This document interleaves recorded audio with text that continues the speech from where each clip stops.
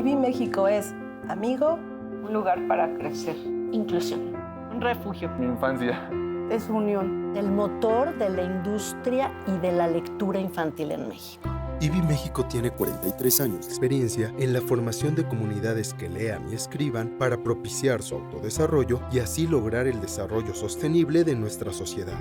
A través del acercamiento libre y recreativo con los libros, propiciamos el diálogo, la participación, la reflexión y la creatividad en un ambiente de equidad y respeto. El trabajo de IBI México está orientado a múltiples públicos, principalmente niños, niñas y jóvenes, hablantes de lenguas indígenas y también a quienes tienen discapacidad como ceguera, sordera, debilidad visual y autismo. Queremos que cada niña, niño, joven y toda persona, sin importar su lugar de nacimiento, creencias, lengua, nivel educativo y condición de vida, sea capaz de experimentar un acercamiento a la lectura que lo motive a que siempre quiera leer. Para lograrlo, hemos capacitado a más de 49,000 mediadores de lectura, que generan experiencias de lectura en escuelas públicas, comunidades rurales urbanas y semiurbanas, en 24 estados de nuestro país. Hemos formado a 1,735 abuelos lectores y cuentacuentos, conjuntamente con la UNAM, y hemos instalado 258 espacios de lectura o buncos en contextos vulnerables con difícil acceso al libro gracias a una serie de aliados, entre muchas otras acciones. Nuestra biblioteca es el corazón de IBI México y recibe a más de 34,000 usuarios y visitantes al año. Sabemos que compartimos contigo el deseo de vivir en un México más equitativo. Para lograrlo, es necesario despertar en la niñez y en la juventud la conciencia de que cada uno de nosotros tenemos la capacidad de generar cambios y para ello el lenguaje es una herramienta indispensable. Sumarte a nuestro propósito contribuirá a que cada niño y cada joven pueda desempeñarse en un mundo desafiante y competitivo, con la certeza de que su historia y las de todas las personas cuentan por igual. Yo antes no conocía la lectura. En IBI me han enseñado a leer, me han enseñado a conocer más libros, editoriales, me han enseñado muchas cosas.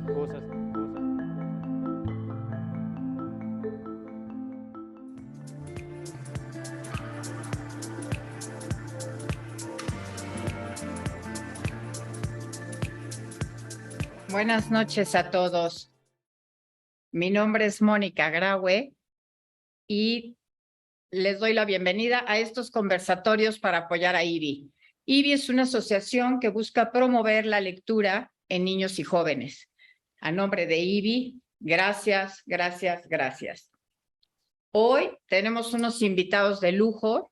Los mencionaré en orden alfabético de nombre, nada más para no generar suspicacias ni otras cosas. Andrea Ruy, bienvenida, Enrique Berruga y Jorge Hernández. Para ellos, por supuesto, muchas gracias.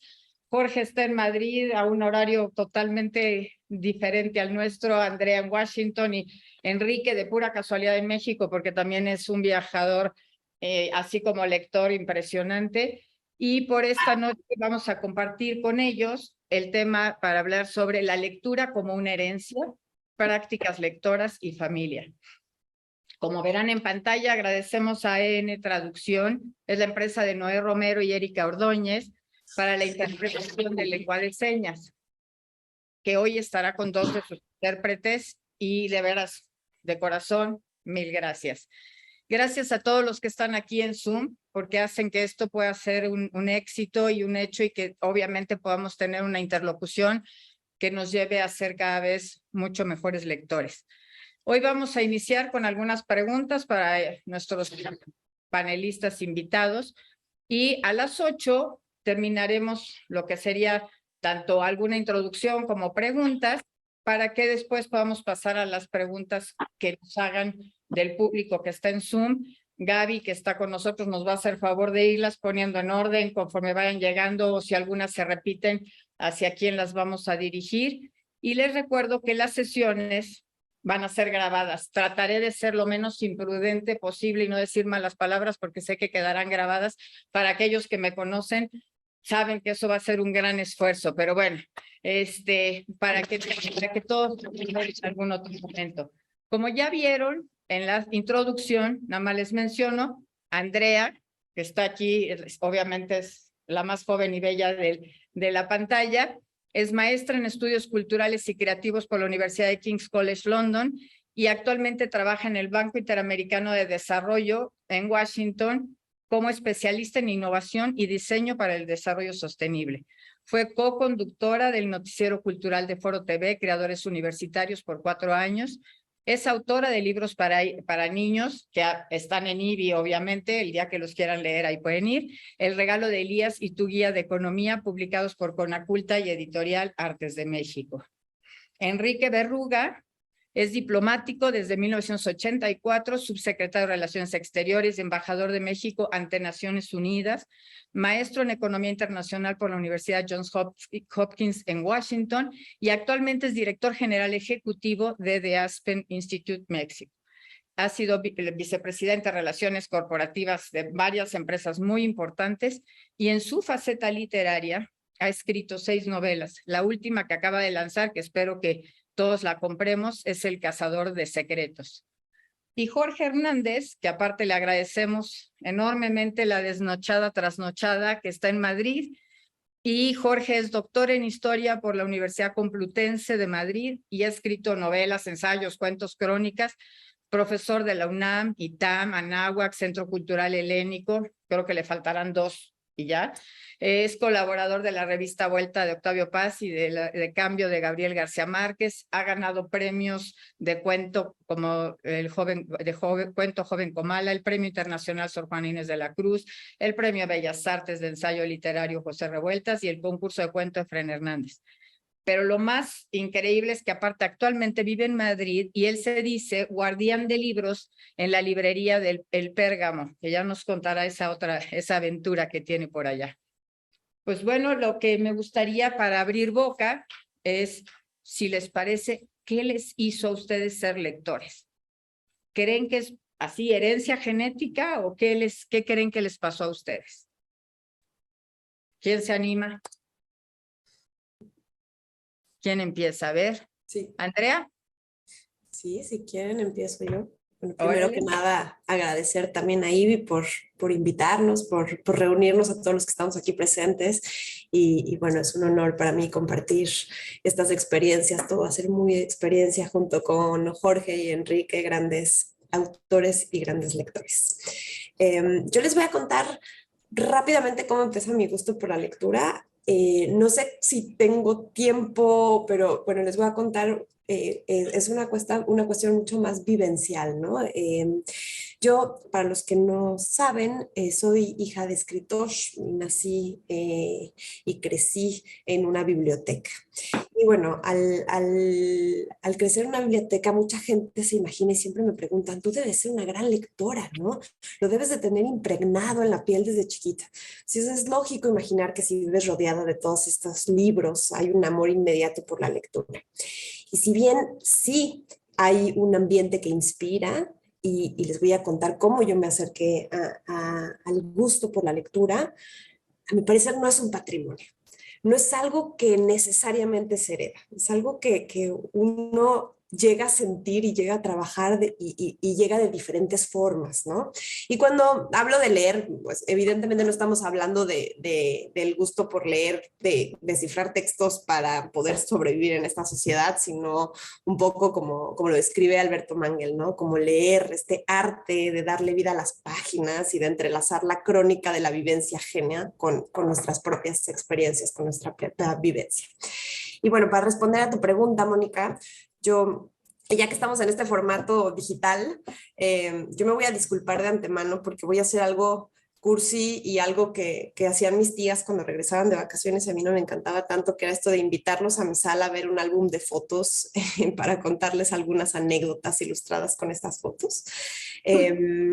Y contarles así, ¿no? Cómo me fui acercando a la lectura, o mejor dicho, cómo los libros se fueron acercando a mí, me fueron conquistando, hasta encontrar este espacio de confianza e intimidad entre ellos y la lectura, por supuesto. Y yo, bueno, antes que nada, pues todo empieza y bueno, hay mil caminos, ¿no? Es algo que hay que decir, no hay una forma, no hay una fórmula, ¿no? Hay mil caminos de llegar a ser lector. Y para mí empezó un poco a través de un amor por el libro como objeto.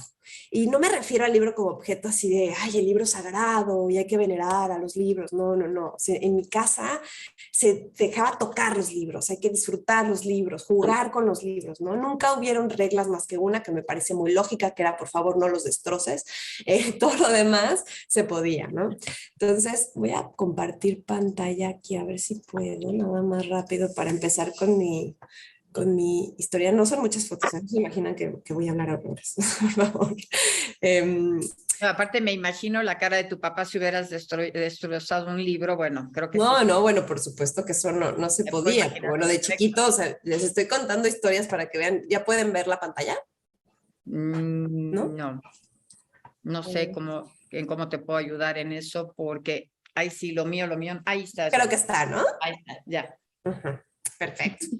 Bueno, ustedes, como verán, entonces voy a ser muy íntima. A mí me dijeron que contar experiencias, entonces me estoy metiendo hasta desde que nací, ¿no?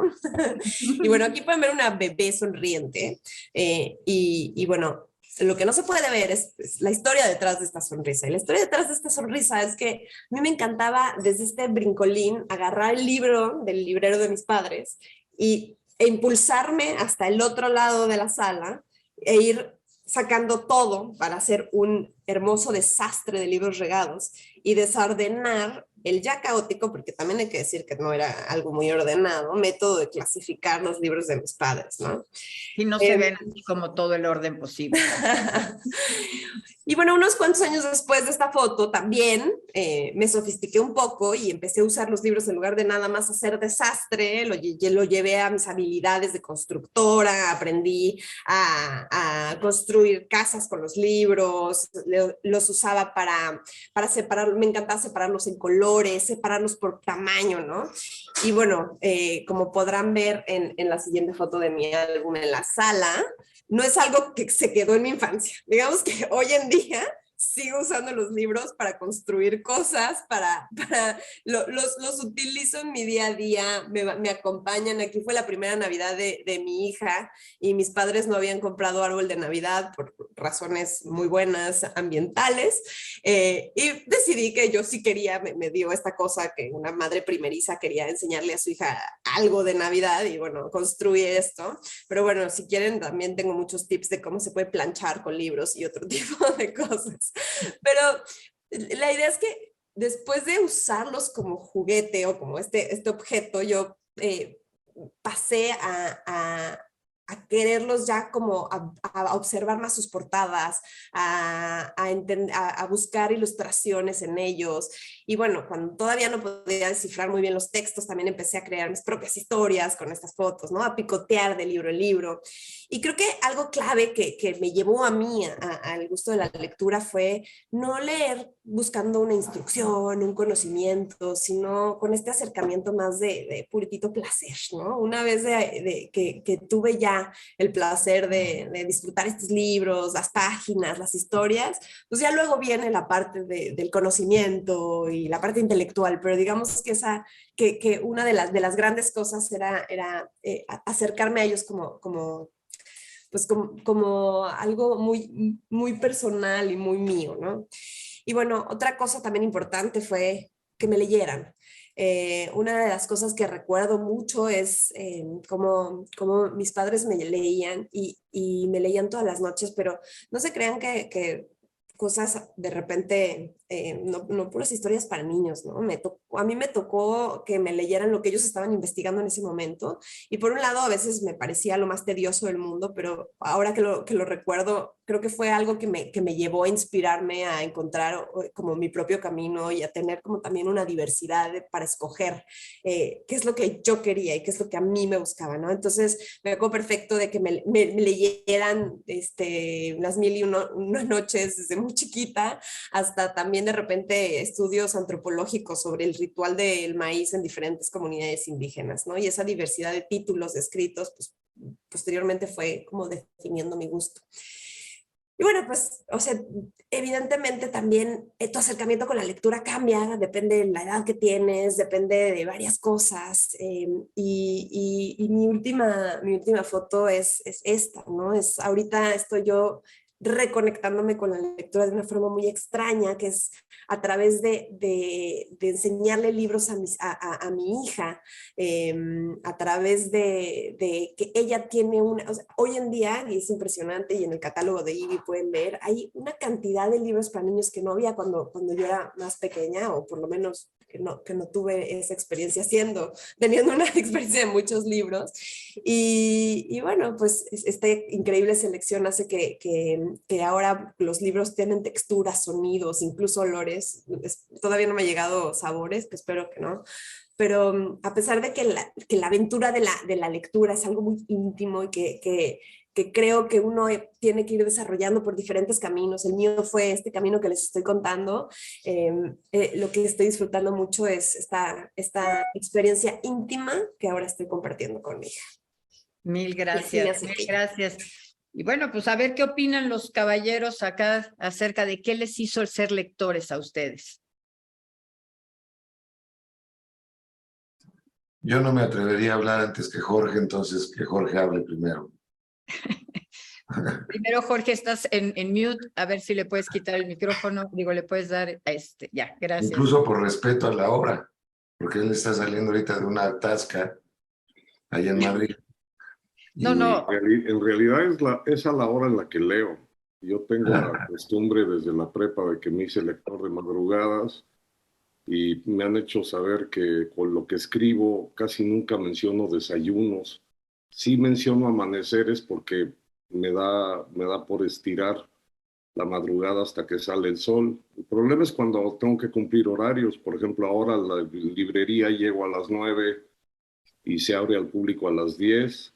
Entonces, pues a veces llego rayando el caballo. Yo agradezco que me haya echado por delante el embajador, pero sirve para poder decirle que siempre me da gusto verlo y que lo admiro y que me reconfortó mucho verlo en persona en la FIL de Guadalajara. Sí, espero que nos veamos ahora. Y agrego que, Andrea, yo creo que lo sabes, pero lo sabe hasta el rey de España, que yo amo a tus padres y eres hija de escritores, porque tu madre también es escritora y escribe maravillosamente bien. Definitivamente. No solamente es escritor tu padre, a quien leo y releo y ahora vendo presumiendo que lo conozco. Entonces, ese libro que hizo sobre Ana Akhmatova, pues ya está subiendo sus ventas gracias a que yo salgo a la calle y lo grito. Y agradezco mucho a Mónica Graue y a toda la organización que me den una oportunidad de volver a decir lo que siempre digo. Lo único que nos salva está en los libros. Es decir, las tres principales religiones de este planeta fincan su fe en la palabra escrita. No necesariamente porque los santos o las santas fundadoras fueran escritoras. Se sabe que conocemos a Sócrates gracias a que Platón era un chismoso, pero él no dejó nada escrito. Los amores que dependen de solo 140 caracteres están leyendo tan poquito el mensaje que en realidad a lo mucho llegarán a un besito, pero si eso se quiere convertir en romance, yo soy impulsador de la carta, de la epístola, de las cartas largas, de los poemas que se copian y que se escriben a mano. E incluso si no va a funcionar un amor, pues si no está escrito el divorcio, pues entonces no estás divorciado. Entonces lo que está escrito es lo que realmente nos salva para sobrevivir en este planeta. Eso no lo entienden muchos políticos y no lo entienden muchos futbolistas, pero a mí lo que me llama la atención es que en mi caso fue una situación rara. Mi madre tuvo una trombosis cerebral y perdió la memoria. Entonces a mi madre le leían y veo que de los tres invitados nos une la comarca de mi infancia. Yo crecí en Washington, D.C., viví un año en Georgetown y luego crecí en Fairfax, Virginia, hasta los 14 años. Entonces yo me hice lector primero por los parientes que iban a comprar todo lo que se compraba en Estados Unidos y que no se podía comprar fuera de Estados Unidos, es decir, iban a la Fayuca, pero aprovechaban para leerle a mi madre, sobre todo 2 gruesos volúmenes que eran La historia verdadera de la conquista de México de Bernal Díaz del Castillo, que a lo mejor por eso me volví historiador, y El Quijote en una edición inmensa que tenía la letra muy grande y facilitó que de pronto mi madre dio el brinco a empezar a leer ella cuando recordó el español. Mi madre antes de la trombosis hablaba 4 idiomas y tocaba el piano extraordinariamente bien. Eso lo perdió, lo que recuperó fue el español por la lectura de esos 2 libros, que en mi caso también me hicieron lector porque de pronto también yo empecé a leer para ser partícipe del jueguito que hacían con May, que es mi madre. Después me causó problemas porque ya en México, en una clase de historia de preparatoria, mencioné esa escena gloriosa de Hernán Cortés enfrentándose a los molinos de viento. Y entonces la profesora dijo, creo que tienes confundidos 2 libros en el cerebro, y me aclaró que Cortés no era de La Mancha. Debo también mi vocación lectora a las bibliotecas públicas de los Estados Unidos. ¿Podrías hablar un poquito más fuerte, Jorge, porque parece que no te escuchan todos? Yo le debo también mi educación lectora a las bibliotecas públicas de los Estados Unidos.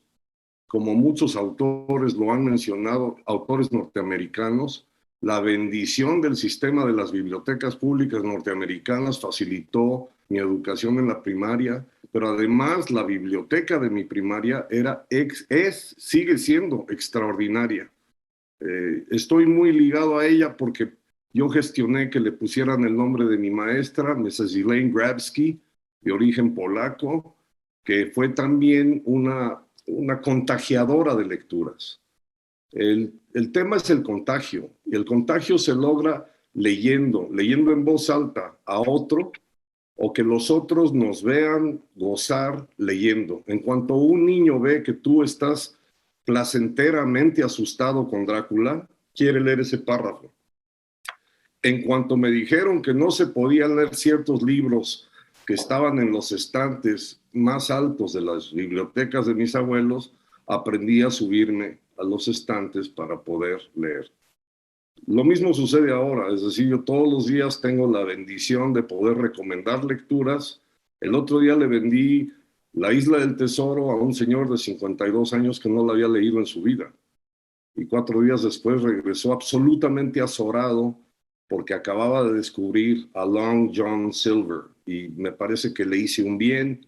Me hacen mucho bien los que llegan también a la librería a presumir lo que ya leyeron y a tratar de contagiarme de que yo venda lo que leyeron recientemente. Entonces, yo creo que la primera razón por la cual uno se vuelve lector está en la contemplación, en la vista, en leer. Es decir, esto es tan sencillo como leer. Y a veces me pregunto si no ha sido en vano, pero yo, mucho antes de estar trabajando en una librería, yo he regalado muchos libros. Es decir, con algunas personas lo hago sabiendo que los estoy obligando a que lo lean. En otros casos, más bien lo regalo sin saber si realmente han de leer lo que estoy regalando. Pero luego se dan las oportunidades para confirmar. Uno se da cuenta si alguien no es lector. Así que ciertos poderosos, ciertos políticos, ciertos mentirosos no pueden engañarnos. Sabemos perfectamente bien si leyeron o no. Así como se puede detectar si alguien leyó a Proust. Decía Álvaro Mutis que eso es una cofradía que se reconoce a primera vista, como los enanos. Con eso yo diría, digamos, la primera razón de mi enfermedad. Pues Enrique, ¿tú cómo te hiciste lector? Que si eres, me consta, ávido lector. Bueno, la verdad que remontarme a los orígenes, ahorita estaba haciendo aquí hasta notas, viendo las fotografías de Andrea. Jorge, me da muchísimo gusto verlos, y gracias, Mónica, por la invitación, y felicitarlos por este esfuerzo, porque dentro de esta polarización que está dando en el mundo, creo que podríamos decir que habemos los que amamos locamente la lectura y los que la odian, como que no hay puntos intermedios. El que la odia no lee ni un artículo de periódico, es una cosa terrible. Entonces ya nos empiezan a ver un poco como raros, ¿no? Yo creo que, no sé si somos especie en extinción o no, creo que no, pero cada vez somos una especie más reducida y lo que deberíamos de hacer es el partido de los lectores y a lo mejor ganamos muchas elecciones en el futuro, ¿verdad? Claro. Pero bueno, yo creo que a mí me parece que el lector, a ver si los compañeros están de acuerdo acá o no, es un espía en potencia. Todos somos medio espías, yo creo, y a través de los libros lo que pasa es que nos metemos en cosas que no nos incumben, ¿verdad? Nos metemos en las vidas de otros, los amores de otros. A través de la lectura podemos vivir los predicamentos de muchas personas que no somos nosotros. Entonces, la lectura permite vivir la cantidad de vidas que la vida no nos alcanza para darnos. Creo que ese es un factor muy importante y creo que está como en el trasfondo de todos los que leemos. ¿Qué le pasaba a, no sé, a Jean Valjean? ¿Qué le pasaba a Madame Bovary? ¿Qué le pasaba? A través de esos personajes vamos entendiendo, para empezar, que no estamos solos en el mundo, porque luego nos creemos mucha cosa y creemos que nada más a mí me pasa no sé qué, pero a través de la lectura encontramos en los personajes, en las vivencias, en los predicamentos que les acompañan en la vida, encontramos muchos símiles que nos explican que la existencia tiene estas complejidades, en fin. Creo que esa es una parte muy importante de la lectura. O por qué llega uno a amar la lectura. Además de que le genera uno un placer muy extraño, y además es un placer que es muy individual, es decir, es muy difícil estar leyendo determinado libro y platicando con los amigos o con la señora o con quien sea, ¿no? Esa es la parte que es un poco gregaria de la lectura y que a veces a muchos, ahora en el socialismo, este nuevo socialismo muy entrecomillado, de que tengo que estar en contacto continuo con todos, tengo que tener 4 chats a la vez, ¿no? Entonces hay muchísimo contacto y muy poca comunicación. No es lo que nos está pasando actualmente. Pero regresando un poco a los orígenes de por qué me metí yo en la lectura, pues creo que me pasa un poco lo que Andrea del objeto libro también. Mi padre llegaba con unos tambaches de libros bastante importantes. Yo creo que cada vez que ahorraba unos centavos lo traía en libros, era la mejor inversión que él pensaba que era para la casa, para nosotros, etcétera. Y la verdad que fue un guía él muy bueno en introducirnos a todos, a mis hermanos, a mí, en la lectura. Y servía luego mucho de pared de frontón, porque yo hasta el día que se murió, hace ya 3 años, hablábamos mucho de libros, pero los que a él le encantaban yo los odiaba y viceversa. Era una cosa terrible, ¿no? Oye, yo dejé de recomendarle libros hace, pues no sé, 30 años, yo creo, porque simplemente no dábamos una, y él tampoco ninguna conmigo. Me decía historias de cómo pelaban castores en Alaska, y yo, pues esa parte como que no me atraía tanto, ¿verdad? Y yo a la vez le metía libros, pues, a lo mejor del boom latinoamericano, decía, ¿qué es esto? No tiene historia esto, ¿qué pasó?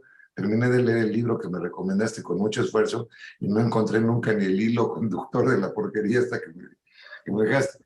Pero bueno, y luego lo que encontré un poco, regresando a los orígenes, así es lo que se plantea en este segmento, me encontré que cuando empezaba yo a meterme en la biblioteca de mi papá, encontraba que tenía cosas escondidas en los libros.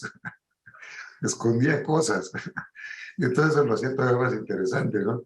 Porque de repente veía a ver si en un libro de Salgari había algo escondido. Efectivamente había algo escondido, un recorte que yo decía, bueno, este recorte de periódico, ¿por qué lo tuvo que esconder?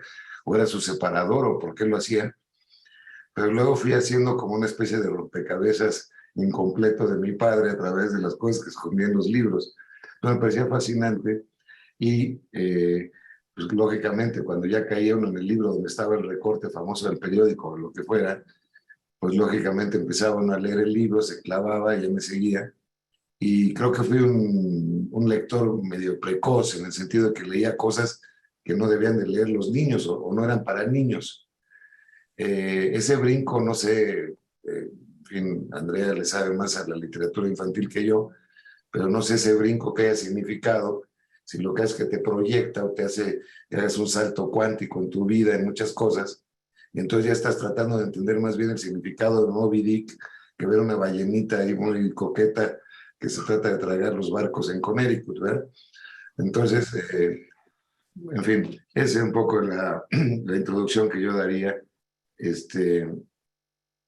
Y una cosa última que me recordó ahorita Andrea con su presentación, el objeto libro sí es muy distinto del libro digital, o sea, no hay, digo, Eso iba a preguntar. Ajá. Son dos animales absolutamente distintos, digo, la raza es parecida, o los orígenes parecidos, pero el resultado y muchas otras cosas creo que son bien diferentes. No sé cómo la nueva generación que nada más se introduzca o se desarrolle en la lectura a través del libro digital va a ser diferente de nosotros. Y me recordé ahora de estos libros maravillosos, recuerdan ustedes que los abrías y se decía un castillo, por ejemplo, ahí venía la historieta, ¿verdad? Y luego pasabas a la siguiente página, era un bosque misterioso, y pasabas a la otra y era la habitación de la princesa, y salían los monitos, así brincaban, ¿se acuerdan del propio papel o del cartoncillo? Sí, que eran como armados.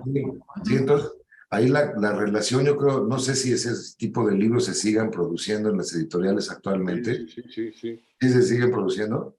Sí, claro. Me parecen maravillosos, la verdad que la verdad no me he metido en la sección de literatura infantil hace un rato, pero me parecían que era una forma de entusiasmar, o sea, era como una especie como de prodigio, de elemento mágico, que abrías esto y veías ese tipo de cosas, y el cuentito que te ponían al lado de la torre de la princesa y al lado de no sé qué, eran unas cosas fantásticas. Entonces son cosas que te van animando, pero creo que tiene mucho que ver, sí, sin duda, creo que los tres estamos en eso, la guía que tuviste, el ejemplo que tuviste, la exposición que tuviste a los libros. Hace poco, con esto termino, veía yo la estadística de lectura en México o de libros en México, contando incluso el directorio telefónico, que algunas personas todavía lo guardan. Al parecer en cada casa habitación en México, ya promediado todo, hay 16 libros por casa, de los cuales el 70% son de cuestiones de magia, de pensamiento mágico, de brujería, de cuestiones esotéricas.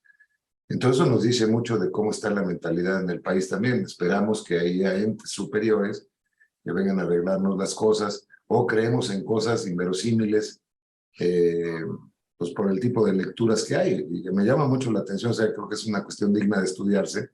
¿Por qué no los pocos que leen o lo poco que se lee tiene que ver con ese tipo de cuestiones más bien de orden esotérico, de oscurantismo, en fin, ese tipo de cosas, al parecer es lo que más atrae al lector mexicano? Y no sé si por esa beta vamos a llegar a que algún día lean a Proust, como decía Jorge, ¿no? Pues mira, Un poco largo. Ahí sí, el tema que tocaste, el tema digital, a mí me parece que es todo un tema fascinante, porque sí veo que hoy en día pues la gente usa mucho más en general un teléfono, o sea, un aparato. Y viendo la estadística que dices de los libros que se venden, no sé si vengan incluidos los digitales, pero bueno, Jorge tiene una librería y Andrea es joven, que a lo mejor está en ese grupo, puedan opinar acerca de esto, o sea, esta parte de digital y libro, ¿dónde creen que estamos?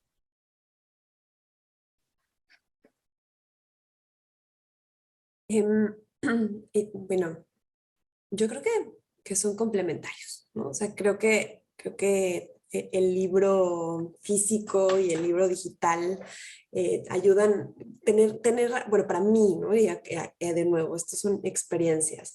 Es algo que me dan dos cosas distintas, ¿no? A lo mejor por cómo crecí, por esta exposición a los libros, yo tengo esta preferencia, pero por otro lado me la paso trabajando en el celular, me la paso en la computadora 24 horas. Y Y me gusta mucho leer también desde la computadora o desde el celular. Me gusta mucho la posibilidad, por ejemplo, de revisar el diccionario cuando estoy leyendo algo. Me gusta mucho ver qué subrayaron otros, ¿no? Un poco de nuevo aquí viene esta parte de ser curiosos, de ser espías. No nada más está siendo espía de lo que escribe el autor, sino que también está siendo espía de los otros lectores. Quieres saber por qué tantos lectores subrayaron esa misma frase que para ti a lo mejor no es tan importante como la siguiente, ¿no? Entonces, creo que son dos experiencias completamente distintas y los jóvenes que están empezando a vivir muy distinto, porque yo no soy tan joven tampoco, me encantaría poder decirlo. Comparada con nosotros, estás en la generación muy, muy por debajo. Pero creo que quienes ya lo dominan también, igual van a llegar a al equivalente que fue para mí el construir casas con los libros. Hay un equivalente digital. O sea, quiero pensar que es eso, ¿no? Es ese camino que ellos van a descubrir que tiene que ver con cómo te vas acercando al objeto, en este caso tal vez el Kindle o en este caso tal vez un PDF o lo que te permite la digitalización. Y Jorge, ¿una librería entonces? No son excluyentes los formatos. En pantalla, en papel o en pentagrama, lo que nos importa es la pulpa. El valor nutricional de 100 años de soledad está en leerlo. Ya que o te lo leen, como el Quijote, que el Quijote no vendió miles de ejemplares en vida de Cervantes, y sin embargo, don Miguel se enteró de que ya había gente disfrazándose de Quijote en Toledo al mes de la publicación. Es decir, se leía en las fondas y en los hostales, aunque no se compraran ejemplares para cada uno de los visitantes. Lo mismo sucedió con la Biblia, es decir, no es que se imprimieran a partir de Gutenberg millones de ejemplares para los creyentes, sino que se leía con mayor facilidad en los hogares. En el caso de la librería, ya van varios lectores que se acercan, sobre todo a la tercera edad.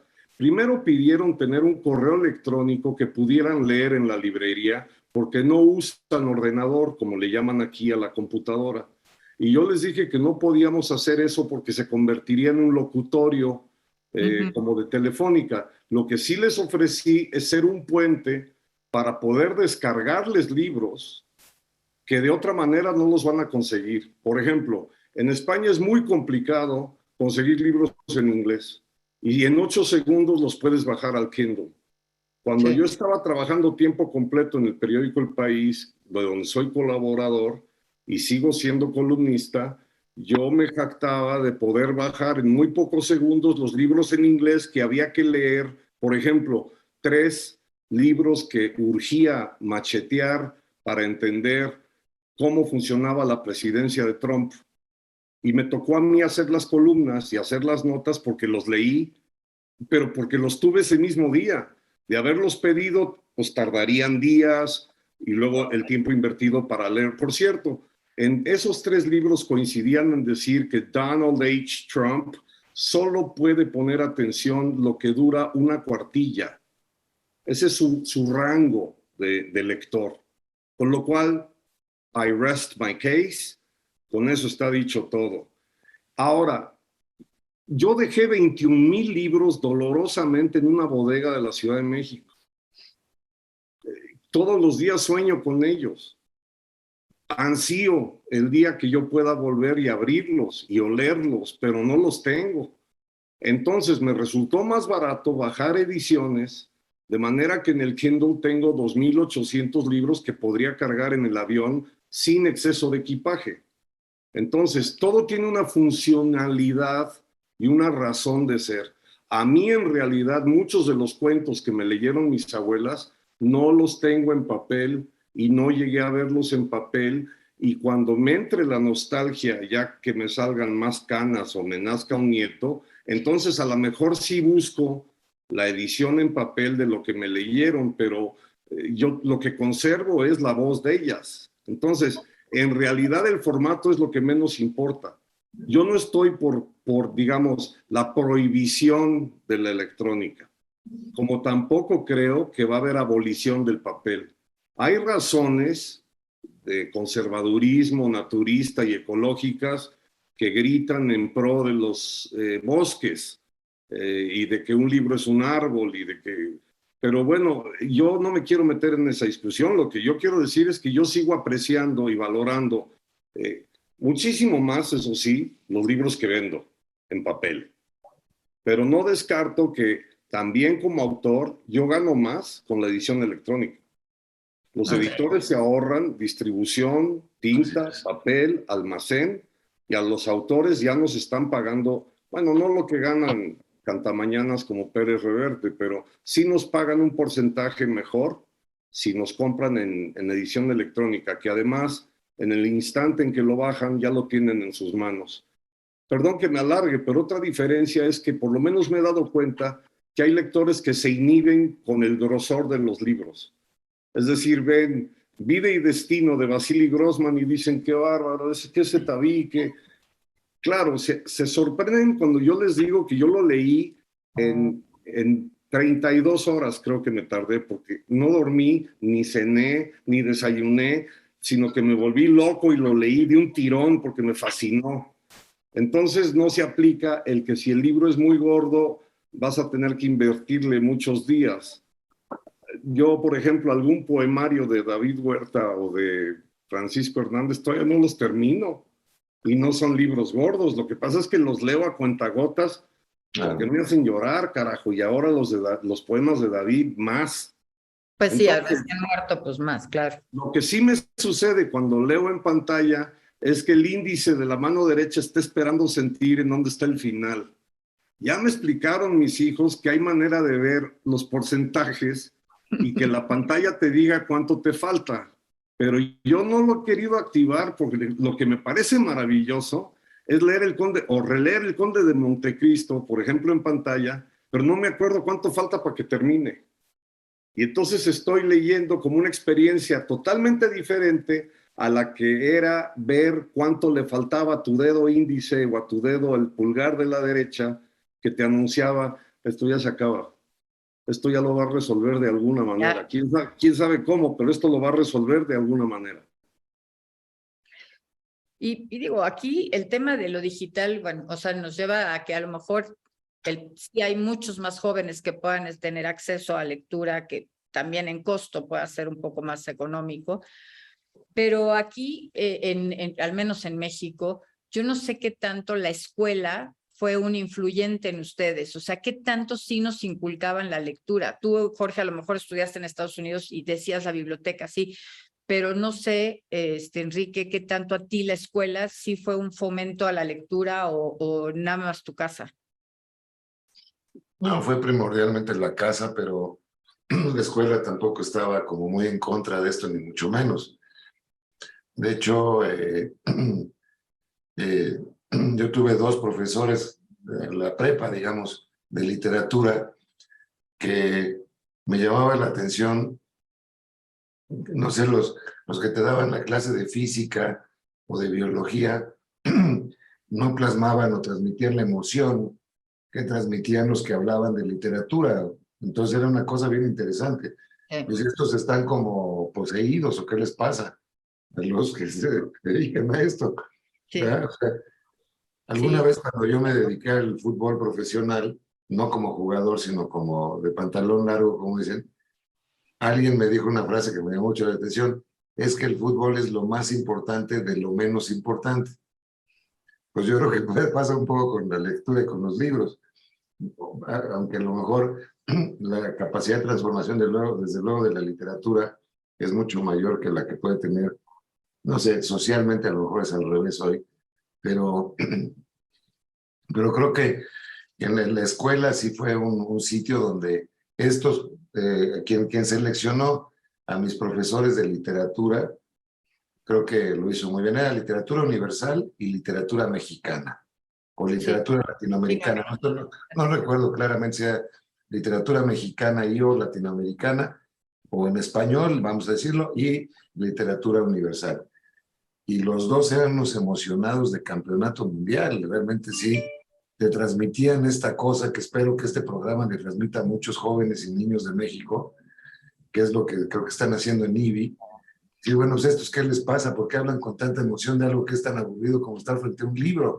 Bueno, espero que podamos transmitir eso y las razones de por qué se convierte en algo tan consustancial a la vida y al devenir de una persona, o se convierte en una cuestión adictiva. También estoy seguro que Andrea y Jorge pues somos adictos o sea, no puedes irte a una comida y dices, ¿qué tal si llega el otro tipo tarde o no? ¿Y qué me quedo haciendo yo ahí?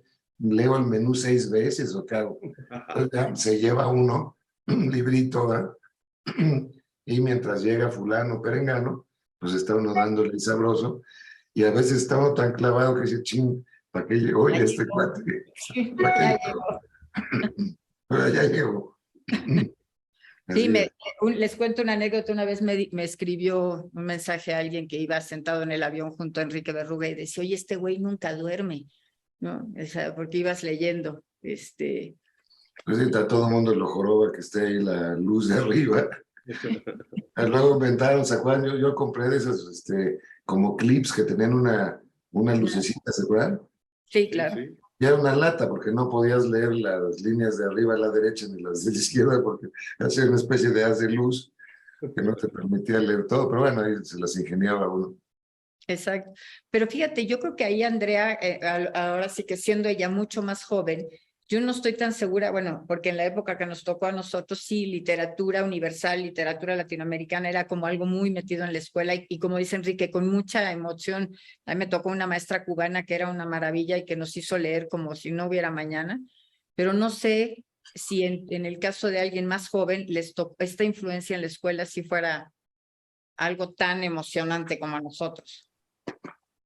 La verdad es que mi experiencia es atípica porque tuve la suerte de tener educación francesa en el liceo. Entonces tenía doble clase de literatura. Por un lado tenía que leer a los grandes, ¿no? O sea, pues a Proust me lo pusieron porque me lo pusieron. No llegué literalmente yo a quererlo leer, sino que era parte de, me acuerdo, mis batallas con Madame Bovary, porque los franceses son lectores, pero no era léelo y analízalo, era analizar cada palabra y revisarlo. Y creo que leí Madame Bovary cada año, hasta que terminé odiándolo, ¿no? Es como era de por qué tengo que leerlo otra vez. Y luego ya muchos años después lo retomas y dices, ya entendí, ¿no? Pero en ese momento no eran muy buenos. Y por otro lado también tenía clases de literatura universal también. Entonces tenía esa doble, pero eso es ya casualidad de la escuela. Pero fíjate, y volviendo al tema inicial que nos toca el tema de, bueno, herencia, no herencia como genética, ¿no? Pero esta parte sí de cómo le hacemos para que si esto es así, de heredar de alguna manera este gusto por la lectura, transmitirla, ¿qué les sugerirían a todos los que nos están escuchando, que son, gracias a Dios, son más de 200 hoy?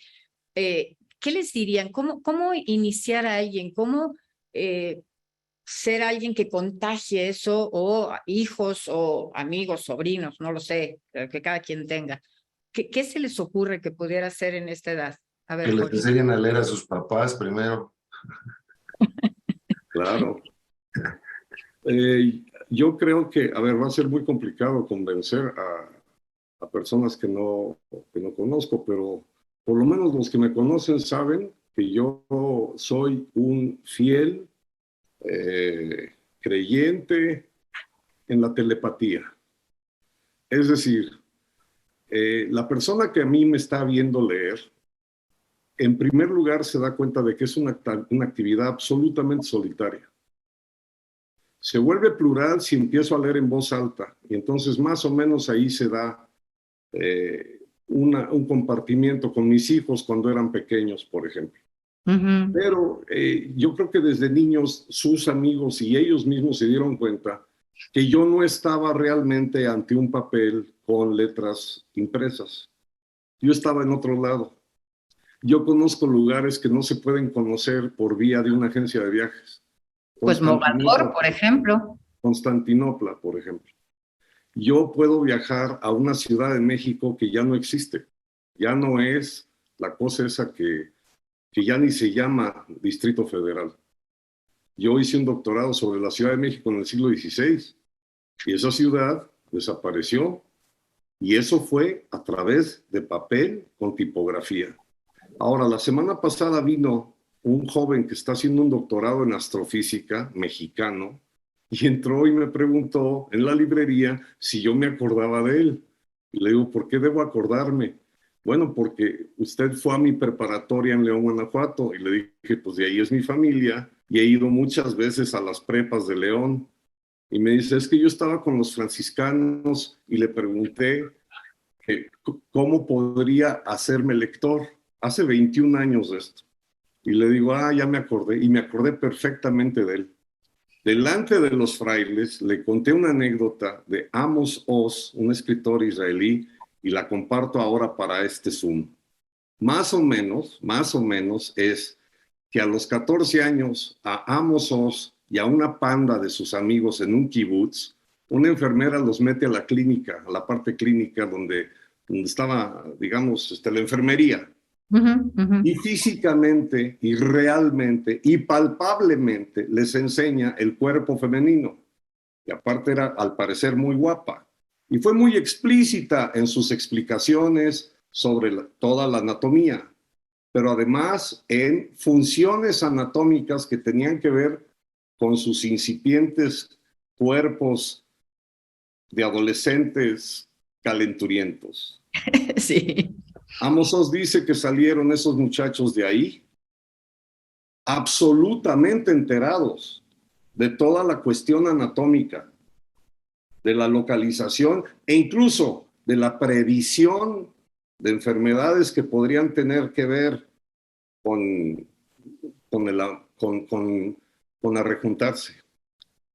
Pero dice Amos Oz, lo que se le olvidó a la enfermera fue decir que de alguna u otra manera, a través de esa maravillosa selva, uno podía encontrar placer. El secreto no está en regalar libros o en vociferar que hay que darle libros a los delincuentes.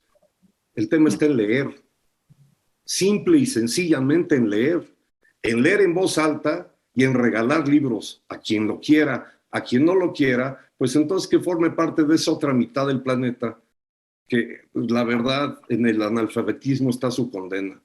Yo me convenzo de que la librería va cada día mejor porque van de todas las generaciones buscando palabras en papel.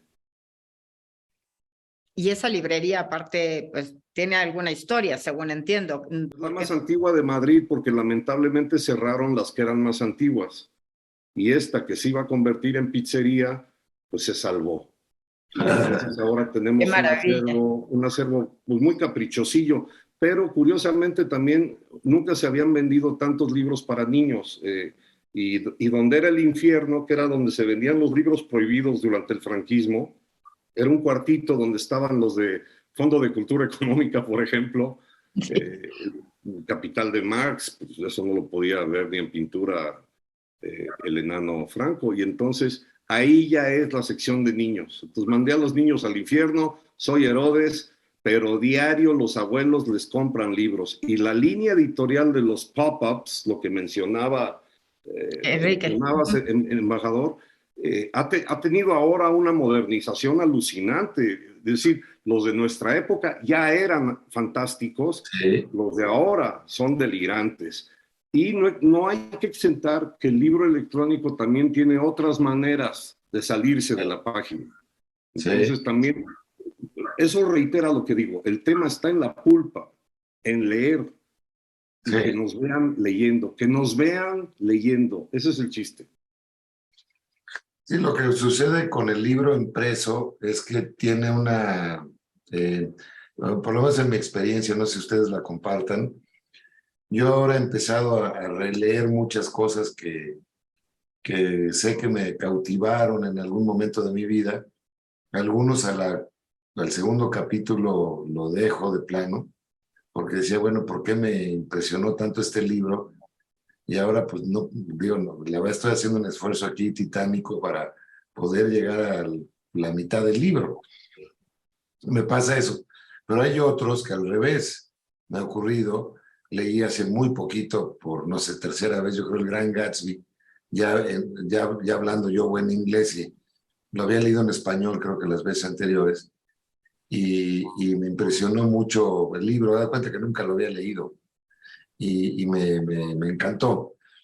Pero lo que noté es que en las ediciones anteriores que tenía del Gatsby, tenía subrayados y reflexiones en el margen. Yo siempre dicen que leer sin un lápiz en la mano es no leer, ¿verdad? Puede ser una cuestión un poco, digamos, psicológica o un poco, digamos, digamos, como romper el placer mismo de leer por estar subrayando cosas, pero yo tengo esa manía y pongo por aquí un subrayado y una notita de alguna cosa que me llamó la atención. Cosa parecida me acaba de pasar con, leí porque se puso de repente de moda con lo de la pandemia, el 1984 de Orwell, ¿no? Ujú. Y ahora además, les digo, como ya aprendí inglés más o menos en Harmon Hall, pues ya pude leerlo completo en inglés, que tiene otra transmisión además, es leer un libro un poco distinto. Ciertas frases o ciertas palabras tienen una resonancia en inglés que no tienen en español y viceversa. Pero esa parte de haberle metido galleta ahí al lado, cuando lees este libro, te regresas al anterior y qué había subrayado y por qué te llamó la atención, lo que decía hace un rato Andrea, ¿no? De que pones, ¿por qué le llamó la atención? No sé qué. Compré hace poco en Amazon una edición del Fahrenheit 451 de Bradbury y venía tan subrayado que yo ya no podía leer. O sea, decía, bueno, pues ya mejor que me lo platiquen o me digan qué entendieron, ¿no? Pero eso es una cosa que sé que se pueden hacer ese tipo de travesuras en el Kindle, ¿no? Puedes subrayar, puedes poner una cosita al lado y eso, pero yo no sé qué tan amable, tan atractivo sea regresarte al Kindle de hace 4 años para ver qué habías reflexionado sobre tales frases de quien sea, ¿no? Del tal autor que sea. Entonces, pero no, coincido con los dos, con los tres, de que es un complemento muy bueno, esto que dice Jorge, de traer 2.800 libros en el avión, ahí de repente dice, pues, a ver, como me peleé con la azafata, voy a leer a Cortázar, como me trajeron el vino a tiempo, voy a leer no sé, a Carlos Fuentes, ¿verdad? Puedes hacer lo que quieras. Ahora, yo creo que también a lo mejor, no sé qué tanto, cuando tienes esa disponibilidad, yo no sé qué tanto el dedo derecho, decías, ¿no, Jorge? Se empieza ya a entumecer. Dices, no, mejor voy a leer 100 años de soledad un ratito y luego leo otro pedacito de, pues, no sé, de Steinbeck. Claro. Bueno, Pues pero nos quedan 5 minutos y sí me gustaría nada más como un cierre de parte de ustedes antes de llegar a preguntas, porque tenemos ya preguntas, seguramente Gaby nos va a ayudar con esto, de qué se quedan con este tema, o sea, en una frase o en una línea final, de cómo se quedan con el tema de si esto, cómo se transmite o cómo lo transmitieron o cómo lo transmitirían la lectura a otros, o sea, sobre todo, bueno, para el tema de Ivy serían niños y jóvenes, pero no importando eso. bueno, a ver, si me permiten, ¿no? Para romper un poco el orden, a mí me impresionó mucho una reflexión de Cioran, el famoso filósofo rumano, que decía en una conferencia que dio, decía, no me alcanza la vida, los 80 años o lo que vaya uno a vivir, para leer todo lo que está ocurriendo y lo que ha ocurrido, y lo que quizá vaya a pasar. Y encima tengo que leer al Quijote de la Mancha que jamás existió, ¿como para qué? ¿Verdad? O sea, es una locura, ¿no? O sea, mejor leo cómo fue la saga de, no sé, la fundación de Estados Unidos o cómo se construyeron las pirámides de Egipto, cosas reales, por decirlo de alguna manera. Pues encima quieren que lea yo quién fue el general Buendía, ¿verdad? Que nunca existió. o de un pueblo que tampoco existió, que se llamaba, no era Comala, era otro, Macondo. Macondo, ¿verdad? O sea, Ujú. ¿por qué voy a leer yo la historia de Macondo, que nunca existió, si puedo leer la fundación de París o de Constantinopla, ¿verdad? Entonces, es una reflexión bien interesante, pero él de alguna manera sembraba la semilla de por qué es eso. Y lo interesante del fenómeno de la lectura es que, al parecer, los humanos tenemos una condición muy peculiar por la cual nos comunicamos mejor a través de las historias que a través de la realidad. Entonces, si ahorita yo digo, es que mi amigo Jorge es un hombre quijotesco porque está en una empresa librera ahora en Madrid, etcétera, todo el mundo entiende a qué me refiero. El hombre va por una quimera. Pero si digo, Jorge Hernández es un hombre cardenista, por decirlo, pues nadie entiende nada. Y consta que uno fue real y el otro no. Entonces es un fenómeno bien interesante de cómo conectamos los referentes humanos, digamos, a través de historias que se le ocurrieron a alguien, pero que esos alguienes eran una especie de antena parabólica, como Cervantes u otros, que podían captar eso que nos une. Entonces, eso me parece una cuestión única digamos, en la configuración de cómo somos como seres humanos. Ahí lo dejo. Muy bien. Andrea. Andrea o Jorge. Gracias, Jorge. Pues un poco respondiendo también a la pregunta anterior que no pude responder, pero yo siento que hay algo relacionado a lo que decía. Bueno, primero coincido totalmente, la forma, lo que hay que hacer es leer, ¿no? Es leer, leer, leer. Y coincido también con una cosa que mencionó Jorge antes, de este miedo que nos da de repente ver el libro grande, ¿no? Y creo que algo que hay que hacer es como bajar de este mundo de que leer solo es para eruditos, o leer solo es leer tal vez a Proust, o leer, ¿no? Leer puede ser leer a quien te guste, ¿no? Creo que es más transmitir este mensaje a los jóvenes de que no te dé pena leer al autor que todo el mundo te dice que no les gusta, que no te dé pena decir dejé el libro a la mitad, que no te dé pena regresar al mismo libro, que no te dé pena leer a Paulo Coelho, ¿no? Si eso es lo que te gusta, vas, ¿no? Es como date piérdele el vértigo. Y es un poco también respondiendo a una de las preguntas que estaban en el chat de ¿ustedes por qué creen que la gente odia leer? Yo no creo que la gente odie leer, yo creo que la gente, no, mucha gente le da miedo lanzarse al abismo de la lectura, y por lo mismo dice que odia leer, pero es porque no se ha lanzado, ¿no? Entonces creo que va por ahí un poco como esta reflexión. Y como reflexión final, pues a mí me gusta mucho lo que dice Virginia Woolf sobre la lectura, de lo único que te puedo dar de consejo es que no sigas ningún consejo. Todo lo que acabamos de decir, por favor, no lo sigan. Que solo sigan sus instintos, que usen su razón y que lleguen a sus propias conclusiones. Así acabaría yo. Jorge. Yo, Matador. Afortunadamente, yo trabajo en una librería porque por agua de azar me contrató un arcángel, quizá porque me quedé desempleado por defender la lectura por placer. A un año de distancia, lo confirmo, salí ganando. Se lee por placer.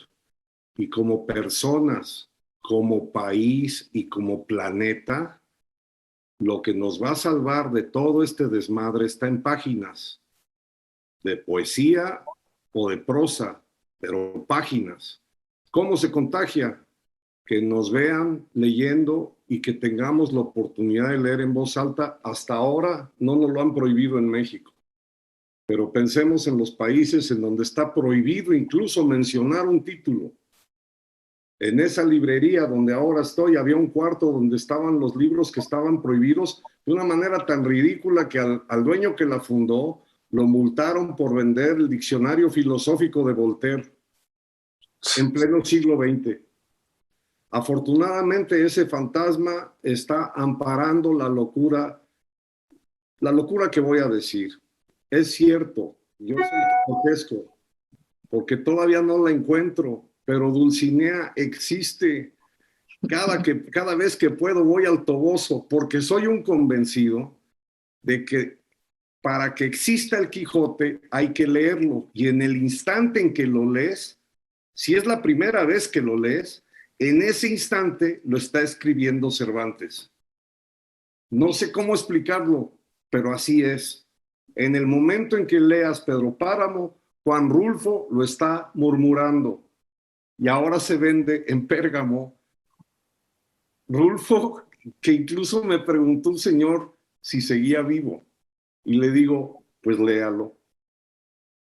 Y estoy tratando de mantener vivos a todos los autores mexicanos que por no sé qué razones no están en las otras librerías de Madrid. Ole, muy bien. Pues le voy a pedir a Gaby, antes de que pasemos a la despedida y demás, si nos pudiera ayudar con el tema de las preguntas y respuestas, porque yo no he estado checando, pero bueno, Gaby, si nos pudieras ayudar. Hola, sí, claro que sí. La verdad es que hay muchos comentarios, muchas preguntas. Vamos a tratar de darles lectura y que nuestros participantes puedan contestar todas, pero una que se repite constantemente, Fernando, Diveni, Eric, nos preguntan y le preguntan a nuestros participantes cuáles son sus libros favoritos y qué libro no recomendaría. Empiezo yo porque no me ha tocado empezar, pero yo Venga. Todos los libros de Ibargüengoitia son mis favoritos. Cada año, desde que se fue a otro espacio, leo a Gabriel García Márquez en el mes de marzo, y desde hace 37 años leo el Quijote cada mes de abril. Quijote, Gabo e Ibargüengoitia, para empezar. Ok. Enrique. A mí me gusta muchísimo Steinbeck, creo que a lo mejor soy de los pocos que he leído todo lo que escribió Steinbeck, y sobre todo porque me impresionó mucho que cuando le dieron el Premio Nobel de Literatura, se le ocurrió decir, cosa que me parecía voy a decirlo en términos grauescos, una mamonería. Le dieron el Premio Nobel de Literatura y dijo, pues ahora sí voy a empezar a escribir. ¿No? Sí. Y yo dije, bueno, a ver, esto es una fanfarronería. Bueno, pues con la novedad que escribe Al este del Edén, que es una absoluta leperada de libro y que sí supera a todos los anteriores. Entonces, bueno, Steinbeck yo lo pondría en mi lista. Y a los distópicos estos los Huxley, Bradbury, propio George Orwell, esa línea de literatura me gusta mucho por la combinación de los mundos que crean, que nos hacen vernos en un espejo muy curioso. Pero además, digo, ya entrados en gastos, Ibargüengoitia es mi Chanoc, me encantaba, me gustó muchísimo siempre Rulfo. Lástima que se acabaron los dictadores en América Latina o los tradicionales, porque generó una literatura fantástica con Benedetti y con tantos otros, pero por ahí sería un poco mi mundo. Obviamente no se estaba pensando en el extranjero de Camus, pues es una obra que no se puede uno morir sin leerla, ¿no? Esos serían mis comentarios. Andrea.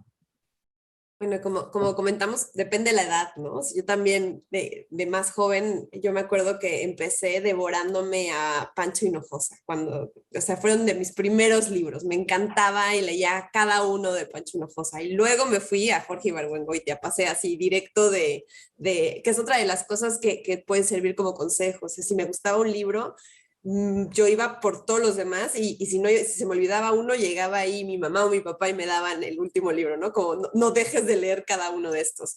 Y de ahí pasé a Alessandro Barico, pero hoy, si me preguntan hoy, me iría a las mujeres. O sea, tengo mucha curiosidad de ver qué están pensando mujeres de mi edad, qué están escribiendo. Entonces, pues yo por supuesto de México recomendaría a Valeria Luiselli, me encanta Desierto Sonoro, es el último que leí que me pareció fantástico. Me gusta mucho una chica que se llama Jasmina Barrera, que es muy joven y escribe bellísimo, y para madres como recientes como yo, primerizas, tiene uno que se llama Línea Negra, y fuera de México hay una autora que se llama María Gainza, que me encanta, que habla mucho sobre, porque también es historiadora de arte. Y por último les diría a Samantha Schweblin. Muy bien, muy interesantes sus recomendaciones. Muchísimas gracias. Una preguntita rápida, Jorge. ¿Cuál es el libro que decías que habías leído de un solo jalón? ¿Era Vida y Destino o cuál era? Vida y Destino, y provocó ahí un desbarajuste gastrointestinal. Sí, fue como de una sola sentada, con algunas pausas muy breves, pero me acuerdo que ni comía yo, lo devoré. Vida y Destino de Vasily Grossman. Lo recomiendo. Hombre. Muy bien, ahora sí vamos a pasar a la siguiente pregunta. Voy a unir varias que tienen el mismo tema en común. Nos preguntan y les preguntan a ustedes, ¿qué estrategias tendrían ustedes para motivar a niños y jóvenes con un estrato socioeconómico medio-bajo? Y a esto se une un comentario de cómo podemos hacer de la lectura que ésta se vuelva un bien común, colectivo, unánime, generalizado, sobre todo cuando hay tanta carencia. ¿Quién nos puede contestar? Es economía y lectura de lo que está planteando la gente. Me parece un tema bien importante. Si no te alcanza para comer o para transportarte o para vestirte, es muy difícil tomar este lujo o cualquier otro lujo, no solo la lectura, puede ser cualquier otro, ir a un cine o tratar de ir a un espectáculo. Ese es un grave problema. A mí me parece que deberíamos de buscar políticas públicas que permitieran que la gente que quiere leer, pero por razones económicas no puede leer, pueda hacerlo. Y bueno, desgraciadamente las bibliotecas públicas, por lo menos en México, pues son un animal en peligro de extinción. Están muy mal habilitadas, los libros están destrozados, hace rato se hablaba de eso. Pero sí sería interesante ver cómo a nivel nacional puedes fomentar la lectura sin el obstáculo de que pues, te cuesta 200 pesos un libro, o te cuesta 300 pesos. Entonces tienes que privarte de otras cosas para leer. Entonces es un dilema complicado. Tendríamos que ser muy ingeniosos en esto, y a lo mejor la solución está por el lado digital un poco, de que se regalen muchas obras por la vía digital, porque de todos modos, pues ya Víctor Hugo ya no está con nosotros, entonces si no gana más centavos ahorita, pues no importa mucho, pero que lo lean. Y a mí me parece que puede ser por la vía digital donde se podría subsanar un poco ese problema. Siempre y cuando, desde luego, que también ese lector o ese potencial lector, pues tenga un aparato donde leerlo. Pero la verdad es que en México ahorita creo que andamos en la zona 120 millones de celulares o de aparatos, tablets, etcétera. Entonces podría ser una vía de fomento a la lectura para que el obstáculo económico no sea un impedimento. Gracias. ¿Alguien más quiere comentar sobre esto? Si no, para pasar a la siguiente pregunta. Yo les diría que se acerquen a IBI, y a lo mejor IBI también les puede dar otra red de instituciones tan importantes como IBI que fomenta la lectura en niños. Hay programas en librerías y bibliotecas públicas, ¿no? Es un poco, yo creo que quien puede responder esto mejor que nadie sería IBI. Yo creo que no está de más también invitar a los economistas jóvenes a considerar que en la canasta básica se puede incluir un libro de bolsillo, dentro de los cálculos de estadística que tanto enredan los números. ¿Por qué no agregan que toda familia tiene derecho como parte de la canasta básica a un libro. Y también soy de la idea que yo seguiré regalando libros, incluso en la librería. A la hora del debe y el haber está mal, pero yo ya llevé un tambache de libros de segunda mano que están a precios muy accesibles y van a estar en carritos afuera. Todavía no los pongo en carritos de banqueta, pero mientras se pueda, y si alguien me demuestra que en realidad no tiene dinero para comprarlo, entonces lo regalo. Entonces también podríamos fomentar una cultura de regalo de libros. Ojalá y en una generación, cuando se hable de México, así como se puede hablar de que hay países bicicleteros y otros que son muy antojadizos o placenteros para el turismo, que México sea un país que se distinga porque se regalan libros entre sus ciudadanos. Gracias. La siguiente pregunta que les queremos hacer es, ¿cómo ven que la lectura impacta en la creatividad de los niños? Este es para Andrea, seguro. Pues, ¿cómo ven que la creatividad, o sea, definitivamente impacta, ¿no? Definitivamente tiene, igual de experiencia personal, tanto impartiendo talleres, leyendo mis libros en diferentes espacios públicos.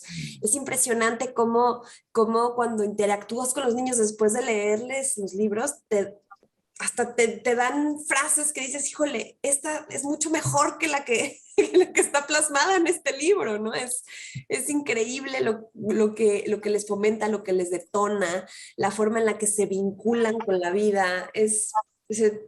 En realidad, y es mucho de las cosas en las que trabajo, que es difícil, ¿no? Es difícil medir esta creatividad y por eso a veces justo no hay tanta inversión pública para apoyar a la lectura, porque no puedes medir cómo creció la creatividad en un niño a corto plazo, ¿no? A lo mejor a largo plazo sí se pudiese hacer, pero es una de los grandes retos que tenemos los que fomentamos la cultura y sobre todo la lectura, es cómo podemos demostrarlo, porque los que lo vivimos lo sabemos. Pero para poder hacer lo que comentaba Enrique, para poder tener mejores políticas, siempre piden estos números, siempre piden esta prueba de que sí funciona, ¿no? Pero yo creo que es seguir luchando todos nosotros, los que estamos aquí juntos, que sabemos que funciona y definitivamente tiene un impacto en la creatividad.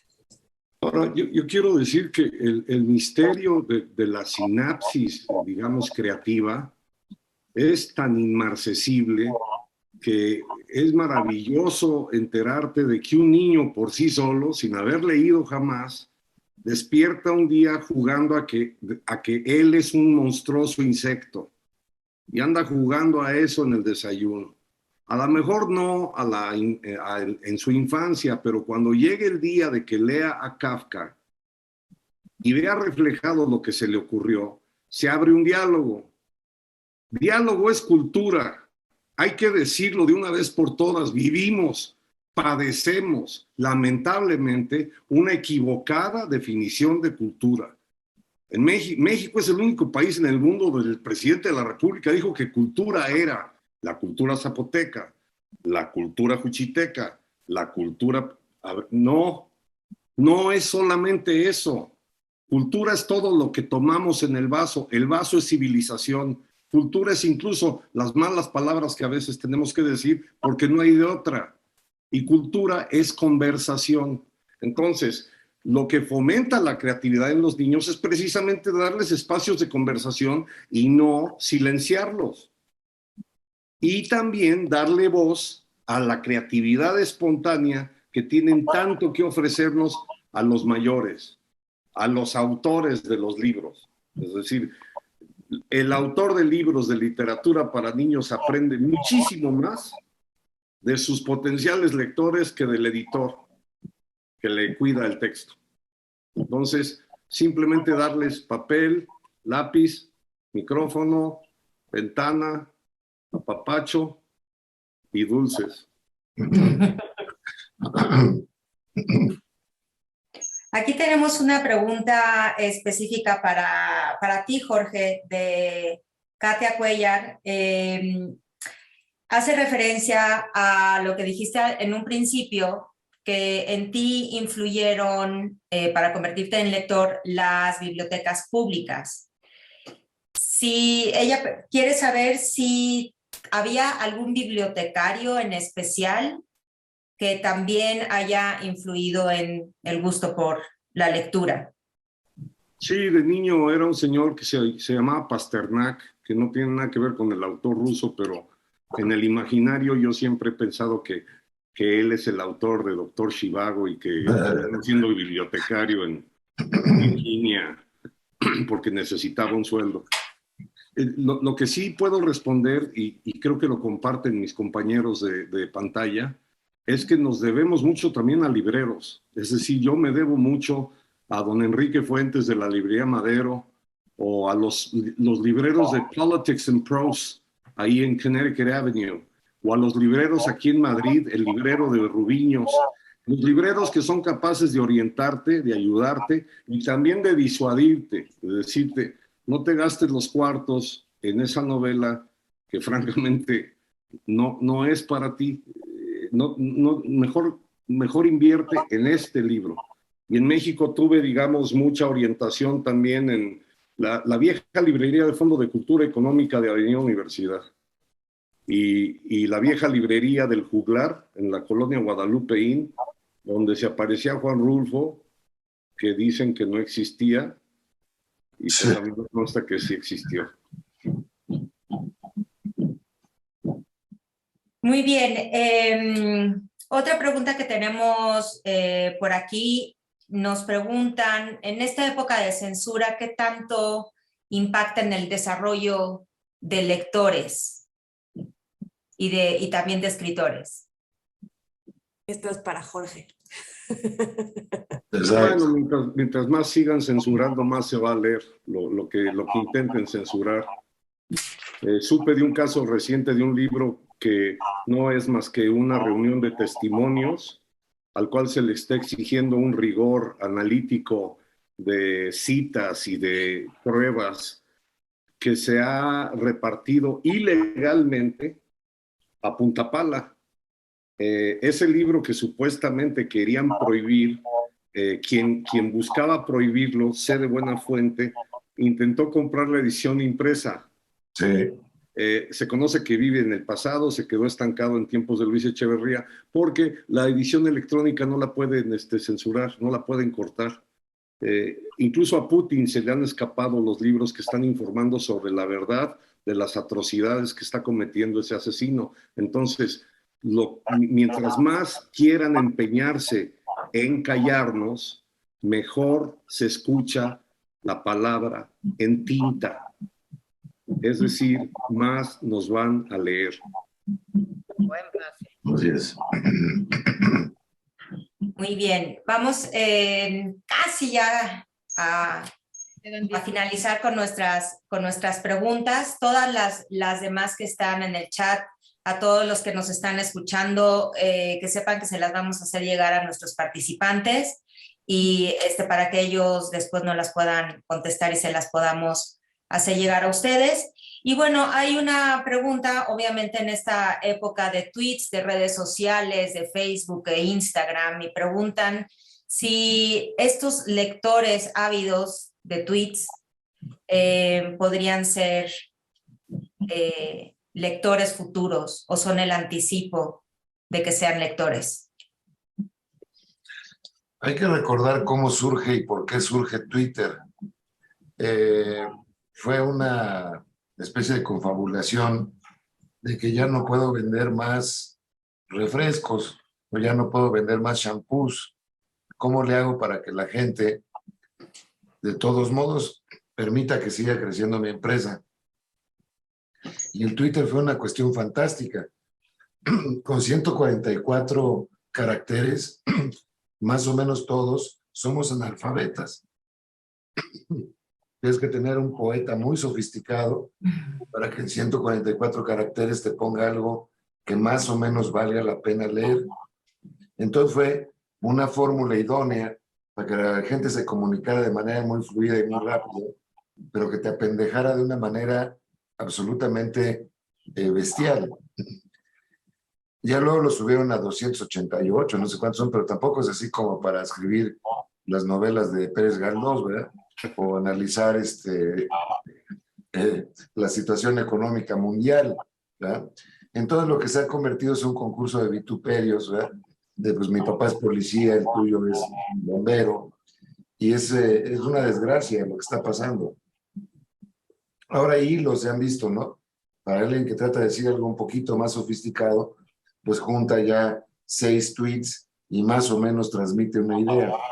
Pero por esa vía, realmente yo creo que sí estamos cayendo en la trampa de quienes quieren que cada vez tengamos menos capacidad de discernimiento, menos capacidad de entender las cosas, menos capacidad de pronunciarnos sobre ciertos asuntos.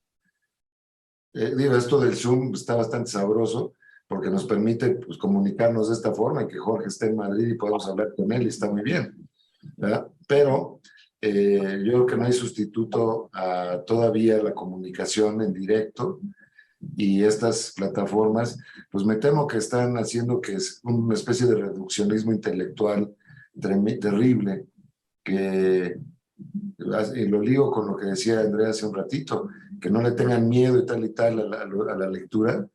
Pues más bien lo que pasa es que hay una especie como de condicionamiento que estamos ya recibiendo, que casi te impide llegar a eso. No es que te dé miedo, para empezar te da pereza. Si no puedes leer 144 caracteres, pues déjate leer un libro de 120 páginas.